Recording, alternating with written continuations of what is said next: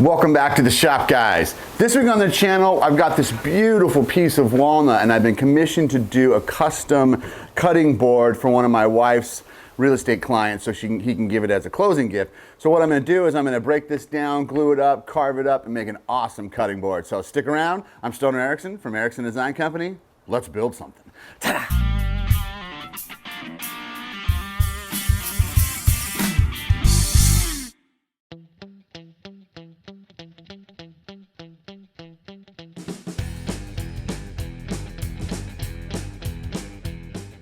I'm going to start by slicing down the walnut to 19 inches.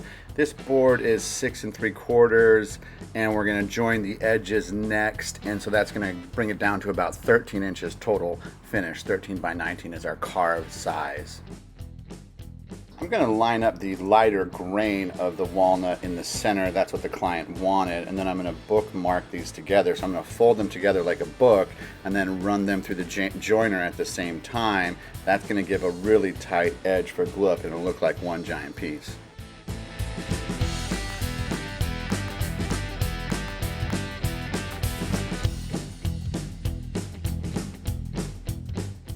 I'm going to grab some of my bar clamps. These are on the floor because I had just used them. Normally they're hanging up. I need to get in a better habit of hanging them up, but I'm going to use all 4 of these clamps to clamp this together and just spread a ton of glue so I get that sexy glue squeeze out.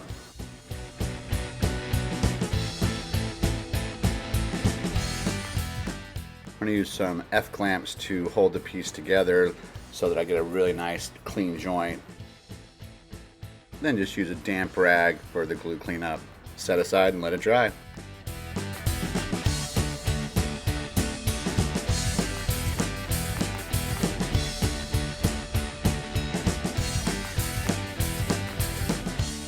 Next I'll head over to the X-Carve. I'm going to spread a piece of vinyl on the top of that to try to get a super clear cut.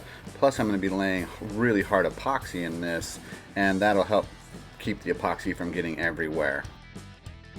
This vinyl's on Amazon. It's only like $6 for I think 12 feet by 12 inches.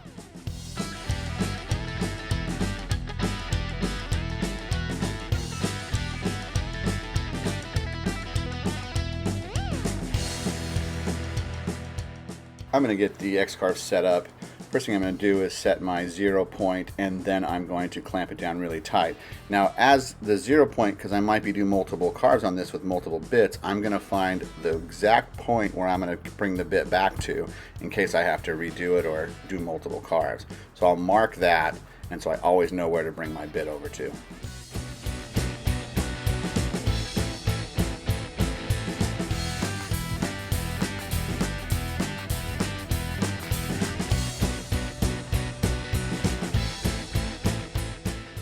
I'm using the 1/4 inch 90-degree V bit here to carve the juice groove and the letters, and it really made quick work of it. It really went well. It came out so crisp and clean. The enclosure that I built is rad. I mean, it cuts the sound down, I would say, by at least half. I'll put the front door on, hook up the baby camera, and let her rip.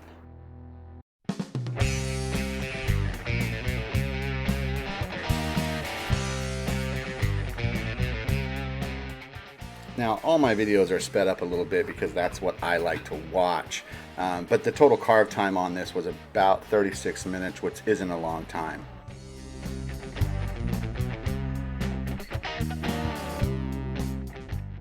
When it's done carving, it's going to go back to its home origin point, and that's why I leave that little mark there, is because sometimes when you change the bit, the X-Carve will move around a bit, so I can move it back. I'll just clean up all the dust, and then I'll pull it out. Like all of my woodworking projects, to really finish it, there's always so much sanding.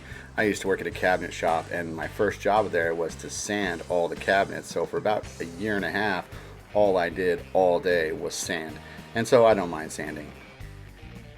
Now I've taped the rest of the butcher block off, and this is so that when I run the epoxy over, it doesn't get into all the fine grain of the wood. So I'll just mix my 2-part epoxy. I'm actually using just a little bit more of the hardener here just because I want it to be really, really hard for the knife cuts that go through it.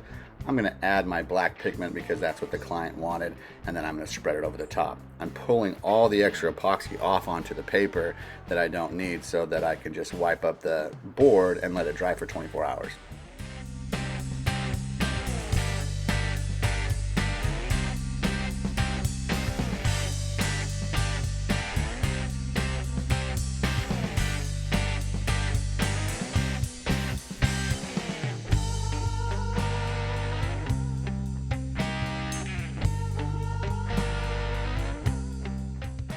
I'll quickly use a lighter and run it across the top. This will pop any air bubbles, also pull them to the top. I did give it a little shake to try to pull those up, but the lighter is the best way I found to pop and pull all those bubbles to the surface.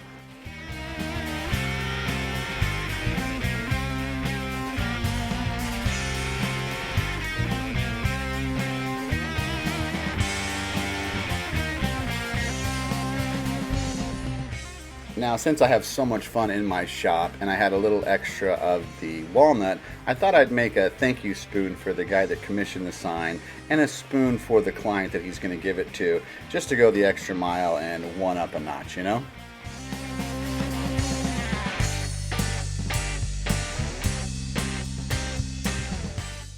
I didn't carve all the way through on the spoons, so I went ahead and just ran it to the bandsaw.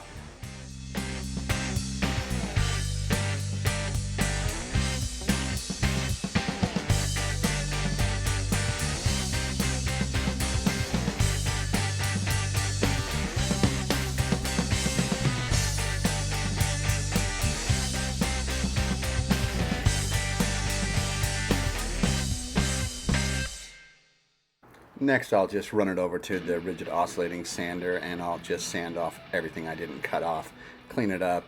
I'll make the handle a little thinner, and I made the carve of their name really deep so I could carve down to about ½ an inch on the handle so it's easy to hold, and then I'll round over those edges on that oscillating sander as well.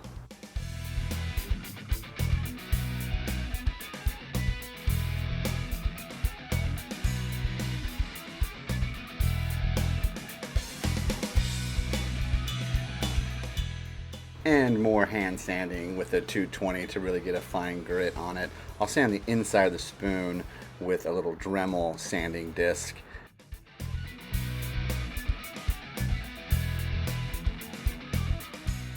I'll put some paper down, then I'll blow off the spoon. I'll take some butcher block oil and give it a good rub down. You can really see the grain of this walnut come out.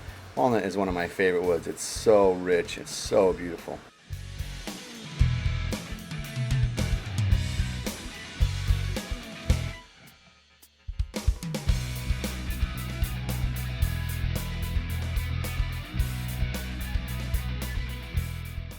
Now that's dead sexy woodworking. I'm going to put that on a t-shirt.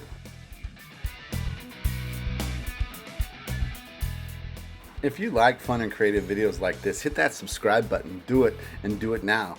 Plus, if you want to support the channel, check out my store, Ericson Design Company /merch on Streamlabs. You can get hats, t-shirts, stickers.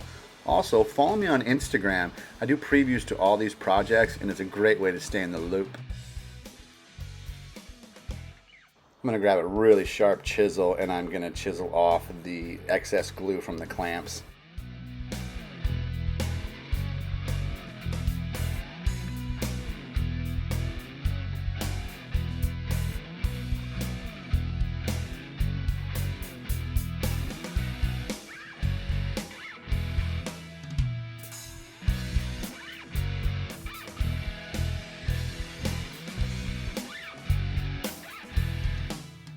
In theory here, I was simply just going to run the butcher block through the planer and take off a 1/16 of an inch of the letters.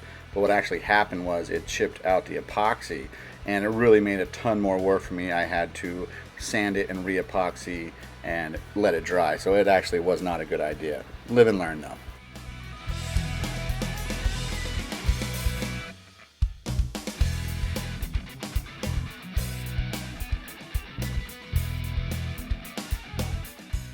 I've done a final sand. I'm going to get ready to add the butcher block oil. This is actually my favorite part.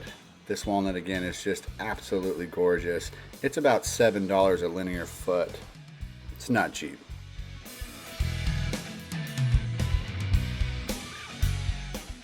Since this is going to be washed, I'll go ahead and apply 3 full coats. I'll wipe off in between coats, I'll let it dry for 20 minutes in between coats, and the last coat I'll let dry for 24 hours, and then wipe off completely.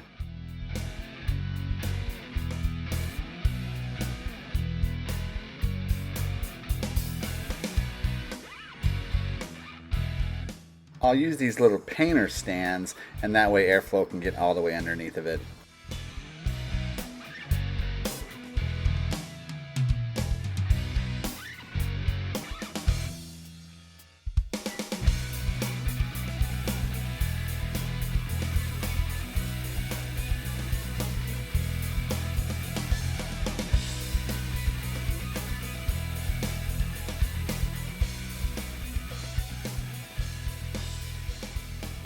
Wow, what a fun project. This thing came out so gorgeous.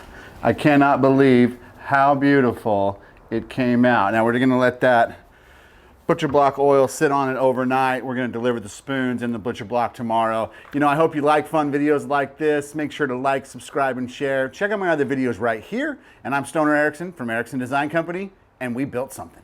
Ta-da!